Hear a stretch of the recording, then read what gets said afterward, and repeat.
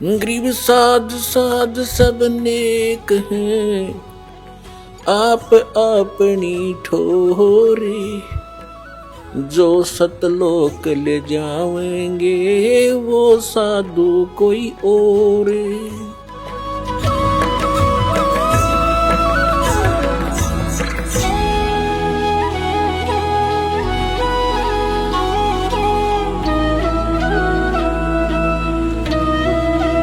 जैसे विवाह करते हैं बच्चों का, उसमें 6 महीने पहले तो चिंता हो ले घर वालों ने, बेटी ब्याहनी हो, और लड़के वाले की कभी बराबर खर्च हो ले, तो सारा पंगा पा रहे हर तरह का।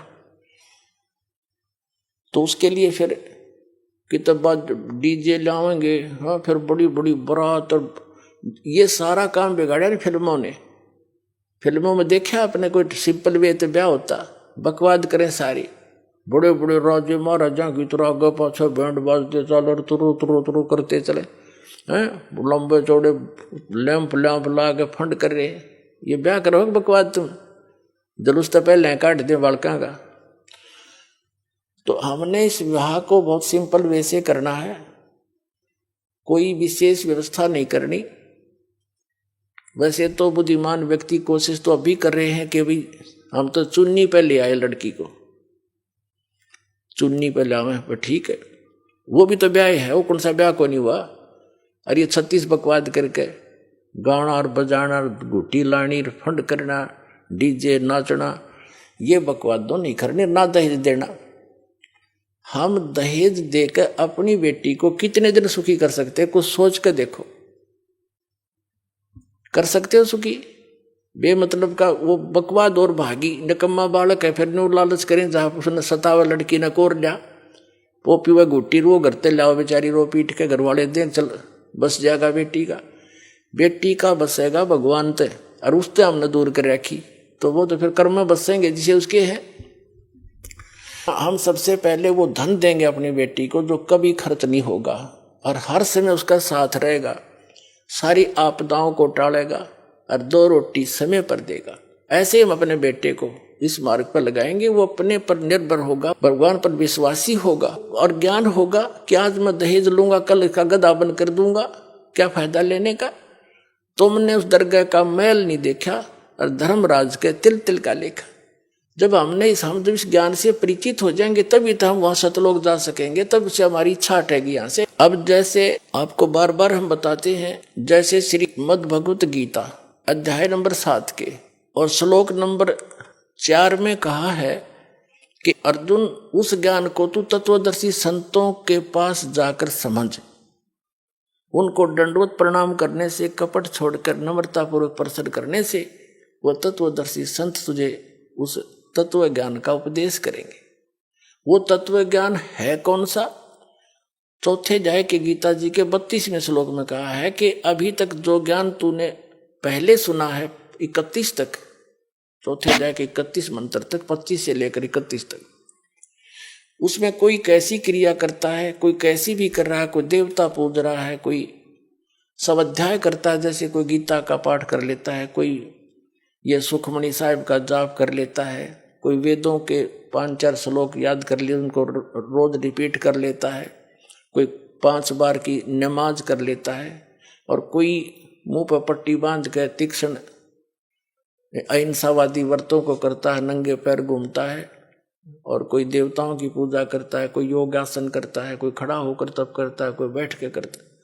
ये सभी अपनी अपनी साधनाओं को मोक्षदायक मानते हैं, जानते हैं, ये सोच रहे हैं हम जो कर रहे हैं सही है। लेकिन चौथे अध्याय के 32वें श्लोक में कहा है कि इस प्रकार की यज्ञों का, धार्मिक अनुष्ठानों की साधना का ज्ञान ब्रह्मण मुखे यानी सच्चिदानंद घन ब्रह्म की वाणी में जो परमात्मा सतलोक से चलकर आता है, स्वयं ही उपदेश देता है, वो यथार्थ ज्ञान है, वो तत्व ज्ञान है।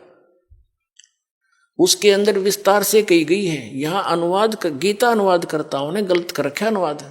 ब्रह्मणे का अर्थ इन्होंने वेद कर दिया। ब्रह्मणे मुखे है, उसमें मूल पाठ में एक शब्द है ब्रह्मणे मुखे, उसका अर्थ कर दिया इन्होंने वेद की वाणी में।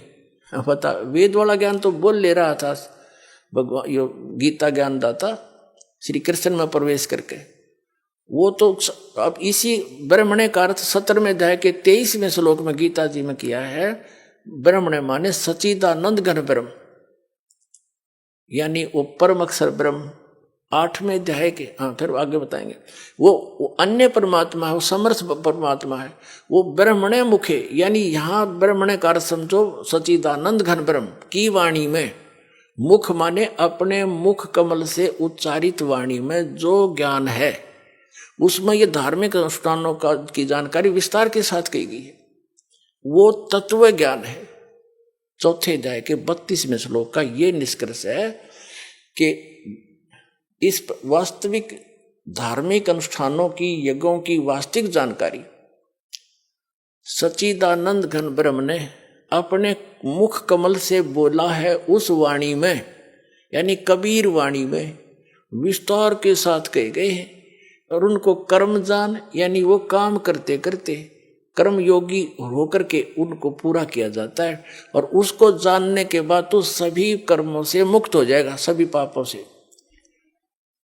और वो ज्ञान, वो तत्व ज्ञान है। चौथे अध्याय के 34वें श्लोक में कहा कि उस तत्व ज्ञान को तू तत्वदर्शी संतों के पास जाकर समझो। इससे सिद्ध है कि गीता ज्ञान दाता भी उस ज्ञान से अपरिचित है, नहीं तो लिख देता एक अध्याय और बना देता, ये हो तत्व ज्ञान। तो वो तत्वदर्शी संत कौन है? ये दास आद वर्तमान में, ये सत्कर मान लियो, थारे दच्चा चाहे ना दच।